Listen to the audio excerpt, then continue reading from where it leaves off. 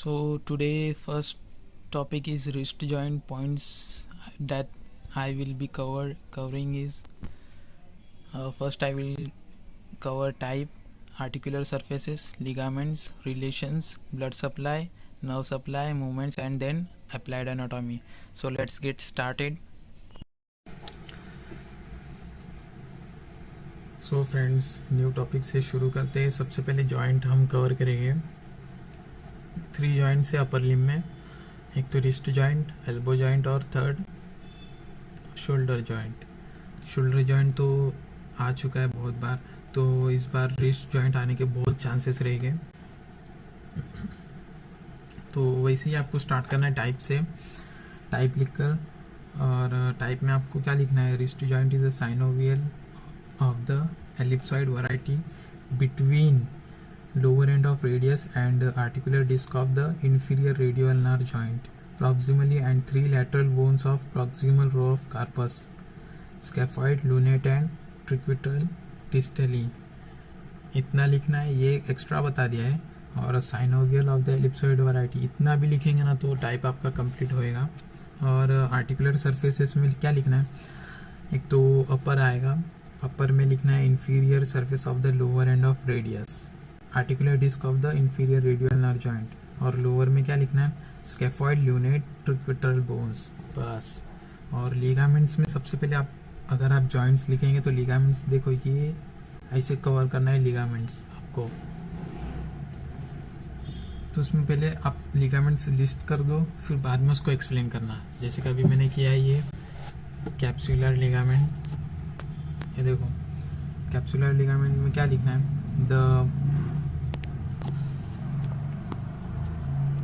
The articular capsule surrounds the joint. ये तो है, हर जॉइंट को आर्टिकुलर कैप्सूल सराउंड करता है। और it is attached about to the lower ends of the radius. Attachment बताना है आपको, lower end of radius and ulna, and below to the proximal row of carpal bones, that is lunate, scaphoid and triquital.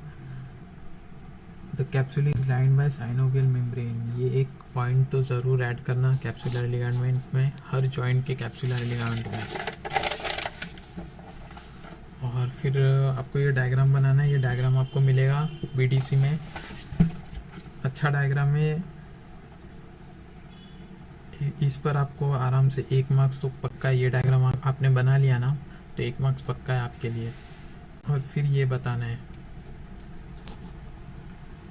फिर second और third ligament बताएंगे हम। इसका diagram नहीं है बीडीसी में, बट मैंने निकाला है कहीं से डायग्राम, तो चेक कर लो।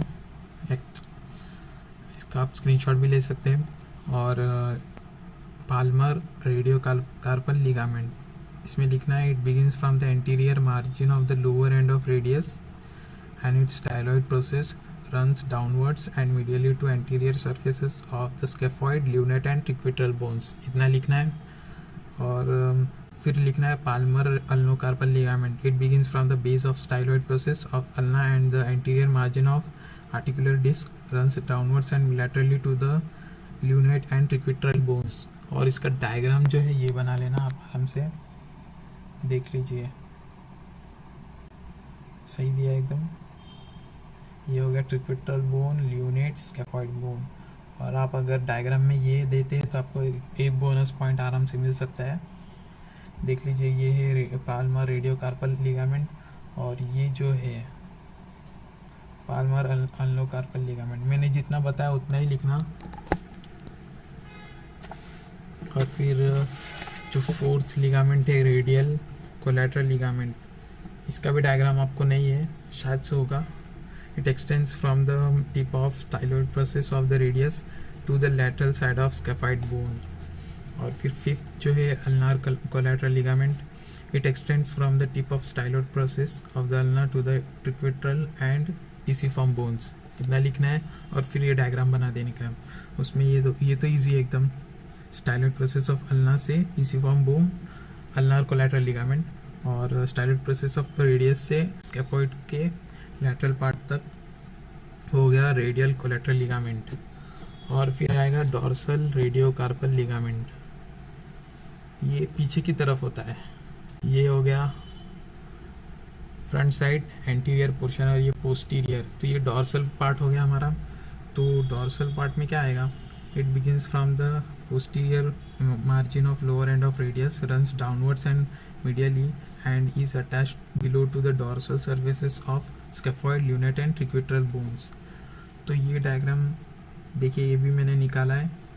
ये एक्चुअली डॉर्सल साइड है तो आपको उल्टा दिखेगा, उल्टा है। ये स्केफॉइड, ल्यूनेट एंड ट्रिक्विट्रल, और मीडियल लैटरल बता देना। और ये ऐसा मार्जिन से होता है, तो ये ऐसा ऐसा ऐसा थोड़ा डायग्राम बना लेना। और फिर जाते हैं हम रिलेशंस की तरफ। रिलेशंस में देख लीजिए, एंटीरियर हो गया long flexor टेंडोन्स with their synovial sheets and median nerve. और पोस्टीरियर में होगा एक्चुअली मोस्टली एंटीरियर पोर्शन में फ्लेक्सर मसल्स आते हैं और पोस्टीरियर में एक्सटेंसर आते हैं, एक्सटेंसर मसल्स आते हैं। तो extensor tendons of wrist and fingers with their synovial sheets.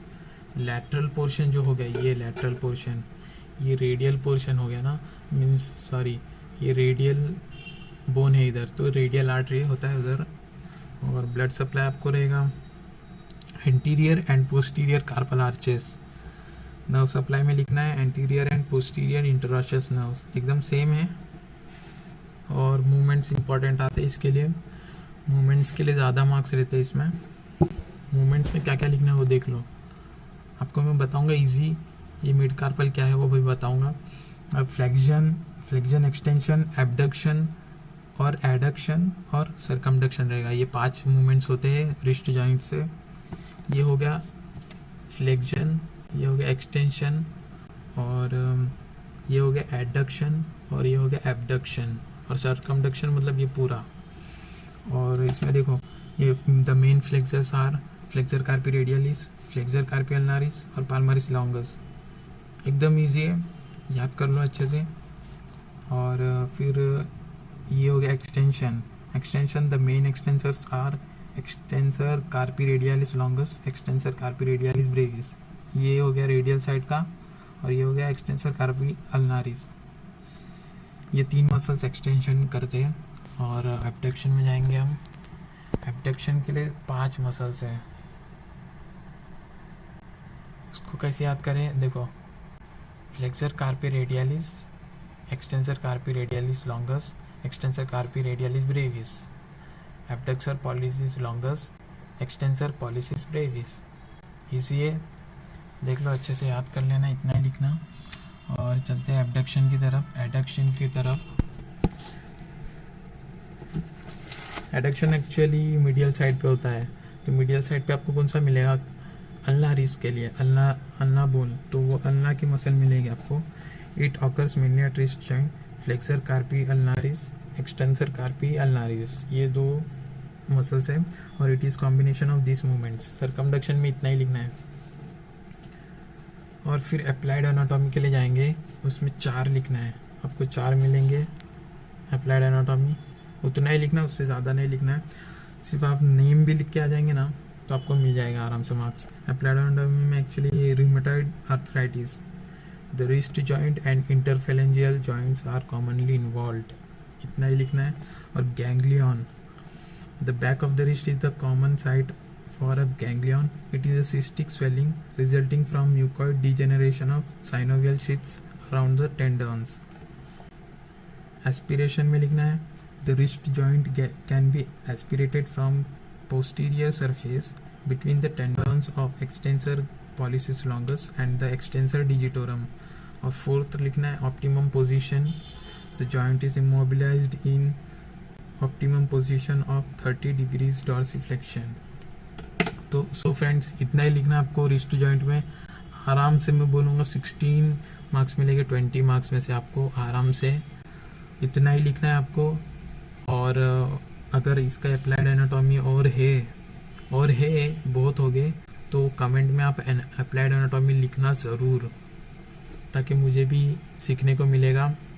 और अगर आपको अच्छा लगा तो आप लाइक, शेयर और चैनल को सब्सक्राइब कर दीजिए और लाइक ज़रूर करना, उससे मुझे मोटिवेशन मिलेगा अपने नेक्स्ट वीडियो के लिए। तो मिलते हैं नेक्स्ट वीडियो में, चलिए अल्लाह हाफिज़।